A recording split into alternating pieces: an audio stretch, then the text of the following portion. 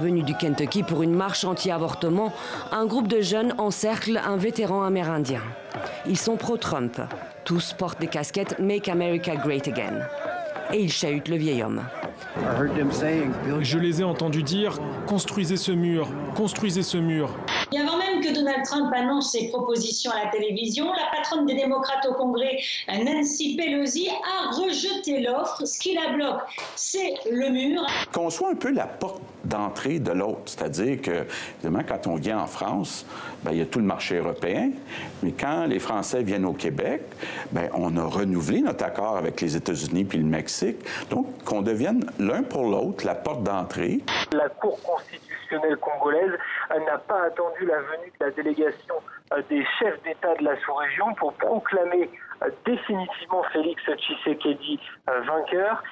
Pas d'inscription sur un registre des naissances, pas d'existence administrative. Au Nigeria, comme dans une partie de l'Afrique subsaharienne, des millions de personnes n'ont aucune existence officielle. Vous tapez mon nom sur Google en russe, vous verrez, vous avez un nombre considérable d'articles contre moi qui prétendent que j'ai voyagé en jet privé, qui prétendent que j'aurais été viré de l'Illustré, le journal pour lequel je travaille. Enfin, même avec des faux tweets, des faux Facebook, etc. Cette facilité d'utiliser la photo, de la partager, elle pose une question au romancier qui est celle de sa nécessité. Est-ce qu'il y a encore quelque chose à faire aujourd'hui avec les mots, dans la manière de raconter? Est-ce qu'il y a quelque chose encore de propre qui reste au roman?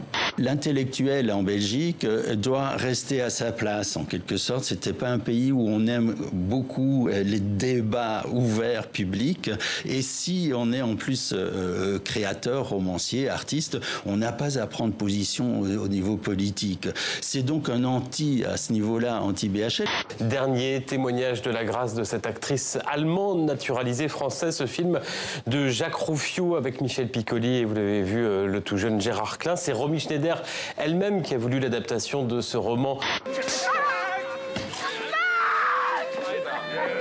C'est elle qui m'a sauvé la vie. Elsa Wiener. Elle était belle.